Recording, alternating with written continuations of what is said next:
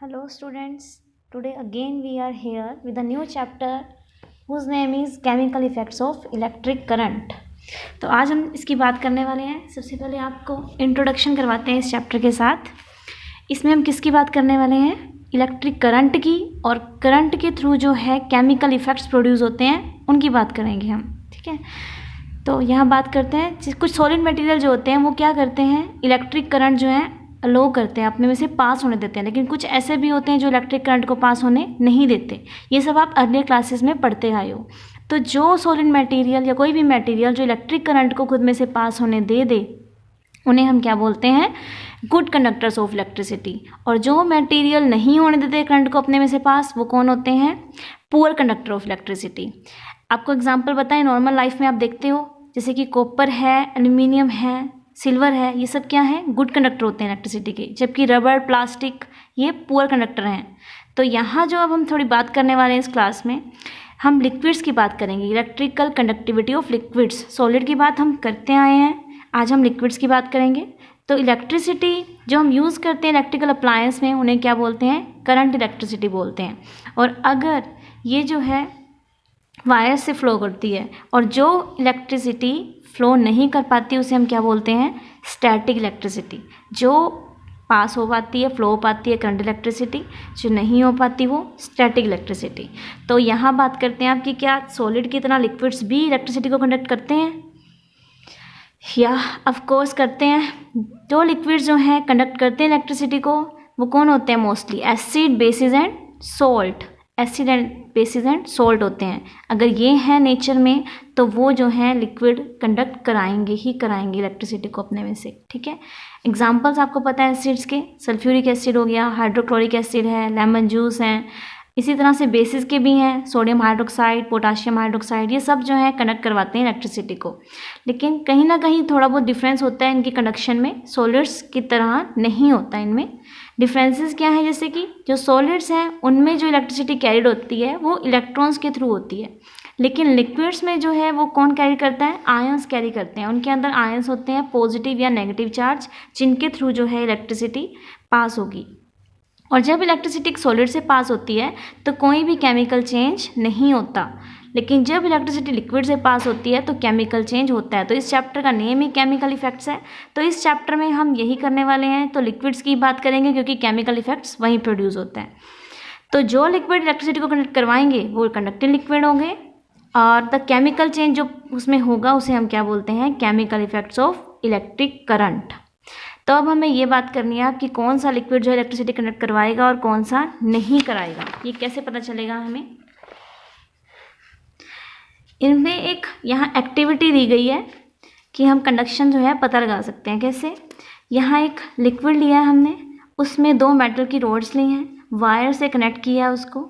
Wire से connect करने के बाद एक बैटरी और एक बल्ब लिया है। ठीक है, अब हम क्या देखते हैं, जब इलेक्ट्रिसिटी पास कराते हैं हम, इलेक्ट्रिसिटी पास होगी, अगर वो लिक्विड से पास होती है, इस रोड से इस रोड तक ट्रांसफ़र हो जाती है, तो दैट मीन्स बल्ब ग्लो कर जाएगा। बल्ब ग्लो किया दैट मीन्स वो कंडक्ट करवा रहा है लिक्विड, अदरवाइज़ वो नहीं करवा रहा है। ठीक है, तो अभी आपने एक बात और पढ़ी कि जिसमें आयंस होंगे, जो आयंस प्रोड्यूस कर सकता है लिक्विड, वो ही लिक्विड जो है कंडक्ट करवा पाएगा इलेक्ट्रिसिटी को। यहाँ ऑब्जर्व किए, साल्ट सॉल्यूशन लिया था इन्होंने। यहाँ जो लिक्विड लिया है वो कौन सा लिया है? साल्ट सॉल्यूशन लिया है वाटर के अंदर। ठीक है, तो यहाँ पे जो है या इस केस में क्या हुआ है, बल्ब जो है वो ग्लो कर जाएगा। दैट मीन्स साल्ट सॉल्यूशन जो है वो कंडक्टर है इलेक्ट्रिसिटी का। जब हम टैप वाटर से भी करंट पास करवाते हैं तब भी जो है हमारा बल्ब जो है जल जाता है, लेकिन वो थोड़ा डिम जलता है। ठीक है, very dim glowing of bulb indicate that. अगर बहुत ज़्यादा डिम होता है तो इसका मतलब ये है कि टैप वाटर कंडक्ट करवाता है इलेक्ट्रिसिटी को, लेकिन जो है वो अच्छा कंडक्टर नहीं है, वो वीक कंडक्टर है। इलेक्ट्रिसिटी को पास तो होने दे रहा है लेकिन बहुत अच्छी तरह से नहीं होने देता। तो वीक इलेक्ट्रिक करंट जो है हम उसे कैसे डिटेक्ट कर सकते हैं? हम कैसे? फर्स्ट दो तरीके हैं। फर्स्ट है वी कैन यूज़ एलईडी। हम एलईडी जो होते हैं, लेड लाइट एमिटिंग डायोड, ये यूज़ करते हैं, वीक इलेक्ट्रिक करंट को पास कराते हैं लिक्विड से। एलईडी क्या होती है, एक सेमी कंडक्टर डिवाइस होती है जो तब भी चलेगा अगर करंट जो है वीक भी आ रहा है उसमें से, तो भी वो ग्रो करेगा ही करेगा। तो यहाँ दो वायर्स होती हैं, हम उसको जो है एलईडी से अटैच करते हैं। एक थोड़ी लंबी, आप डायग्राम में यहाँ देख रहे हो, एक लॉन्ग होती है, दूसरी थोड़ी शॉर्ट होती है। और लॉन्गर वाली हमेशा कहाँ कनेक्ट करेंगे हम, पॉजिटिव टर्मिनल के साथ बैटरी के, और शॉर्ट वाली को नेगेटिव के साथ। और हम कैसे डिटेक्ट कर सकते हैं वीक इलेक्ट्रिक करंट को, flowing through a liquid by using a compass use करके भी हम इलेक्ट्रिक करंट का मेजर कर सकते हैं। आपको पता है मैग्नेटिक इफेक्ट उससे पता चल जाता है। तो वीक इलेक्ट्रिक करंट जो होगा वो तब भी क्या करेगा, मैग्नेटिक फील्ड प्रोड्यूस करेगा ही करेगा, ठीक है। And this magnetic field of electric current act on the magnetic needle of compass. तो कंपस जो है उसकी जो नीडल है वो डिटेक्ट होगी, डिफ्लेक्ट होगी अपनी पोजीशन से, तो इससे हमें पता चल जाएगा कि लिक्विड जो है वो कंडक्ट करवा रहा है इलेक्ट्रिसिटी को। इसमें क्या करते हैं, हम वायर की जो एंड है उसको हम इसके चारों ओर वाउंड कर देते हैं। इस तरह से डायग्राम में आप देख रहे हो, ये हमारा कंपस है और इसके चारों ओर हमने क्या किया है, अपनी वायर को जो है वाउंड कर दिया है और उसको एक हमने कनेक्ट कर दिया सर्किट के साथ। When the two terminal of bulb normally connected, जब दोनों टर्मिनल्स को हम कनेक्ट करेंगे तो हम चेक कर सकते हैं कि अगर नीडल जो है उसकी पोजीशन में फ़र्क आएगा या नहीं आएगा। तो ये कब करते हैं हम, जैसे कि अगर वीक है हमारा कोई सॉल्यूशन, विनेगर है, लेमन जूस है, टैप वाटर, ये सब जो हैं ये सारे वीक कंडक्टर होते हैं, ठीक है। लेकिन हमें ये पता चल जाएगा कि ये कंडक्टर हैं, ठीक है। आगे बात करते हैं हम terms commonly used in describing chemical effects of current. कौन सी टर्म्स यूज़ होती हैं केमिकल इफेक्ट्स के लिए। फर्स्ट वन है इलेक्ट्रोलाइट। इलेक्ट्रोलाइट क्या चीज़ होती है, वो केमिकल कंपाउंड होते हैं जिनके मॉलिक्यूल जो होते हैं वो आयोनाइज होते हैं। जिस सॉल्यूशन के जो मॉलिक्यूल हैं जिसके आयंस में टूटेंगे, आयंस की फॉर्म में टूट जाएंगे, उनको हम इलेक्ट्रोलाइट बोलते हैं, चाहे वो आयंस पॉजिटिव हों या नेगेटिव हों। इलेक्ट्रोलाइट मतलब वो चीज़ें जो कंडक्ट करवाएंगे इलेक्ट्रिसिटी को। और इलेक्ट्रोलाइट कब करवाते हैं, जब वो किस स्टेट में हो, मोल्टन, दैट मीन्स वो डिजोल्व हो वाटर में। वो आयंस प्रोड्यूस करता है जब उसको वाटर में हम डिजोल्व करते हैं, और जब वाटर में डिजोल्व करने के बाद उसे हम केमिकल कंपाउंड को क्या बोलते हैं, एक्वस सॉल्यूशन बोलते हैं।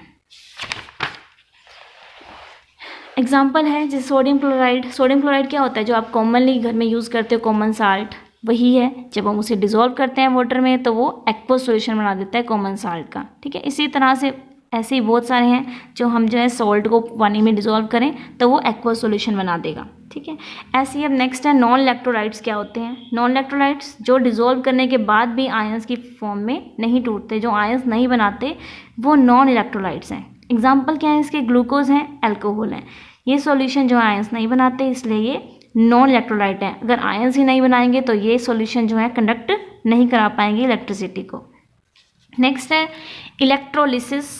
इलेक्ट्रोलिसिस क्या होता है, हमने जो इलेक्ट्रिक करंट के बारे में बात की, जब एक्वस सॉल्यूशन से पास होता है तो वो क्या करता है, उस केमिकल कंपाउंड को वो तोड़ देता है, डिकम्पोज कर देता है दो या दो से ज़्यादा आयंस में, ठीक है। जब सोडियम क्लोराइड है तो सोडियम क्लोराइड में क्या करेगा, वो उसको सोडियम आयंस को अलग कर देगा और क्लोराइड को अलग कर देगा। सोडियम आयंस पॉजिटिव चार्ज हैं इसलिए हम उन्हें कैटायंस बोलते हैं, और जो क्लोराइड आयंस हैं वो नेगेटिव चार्ज है, उन्हें एनायंस बोलते हैं। तो ये प्रोसेस जो है कि करंट पास कराने के बाद हमारा जो सोल्यूशन है वो टूट गया, कैटायन उसकी आयंस जो हैं डिफ्रेंशिएट हो गए हैं, उन्हें हम क्या बोलते हैं, इलेक्ट्रोलिसिस बोलते हैं।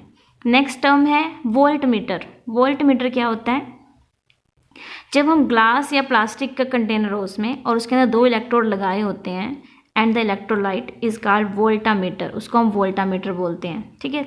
इनको इलेक्ट्रोड्स को लगाने के बाद सॉल्यूशन में हमने सारा ये कर दिया अरेंजमेंट, या फिर इसको इलेक्ट्रोलिटिक सेल भी बोलते हैं।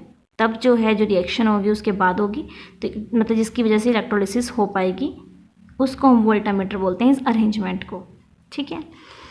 नेक्स्ट है इलेक्ट्रोड्स। इलेक्ट्रोड्स क्या होते हैं, जो मेटल की रोड ली है हमने, ये अरेंजमेंट हमने पढ़ा, इसमें इलेक्ट्रोलाइट भी है, इलेक्ट्रोड्स भी हैं और पूरा अरेंजमेंट है, चाहे हम उसने कंटेनर लिया, प्लास्टिक का लिया या ग्लास का लिया, पूरा अरेंजमेंट किया वायर्स के साथ। ये तो हो गया वोल्टामीटर। और इलेक्ट्रोड्स क्या है, इलेक्ट्रोड्स यही 2 रोड्स जो हमने ली हैं जिसमें जो है करंट जो है एंटर करेगा, इलेक्ट्रोलाइट में जाएगा, फिर कैथोड एनोड में जाएगा, ठीक है। तो वो जो है इलेक्ट्रोड्स होते हैं, 2 टाइप के होंगे, एक पॉजिटिव होगा, एक नेगेटिव होगा।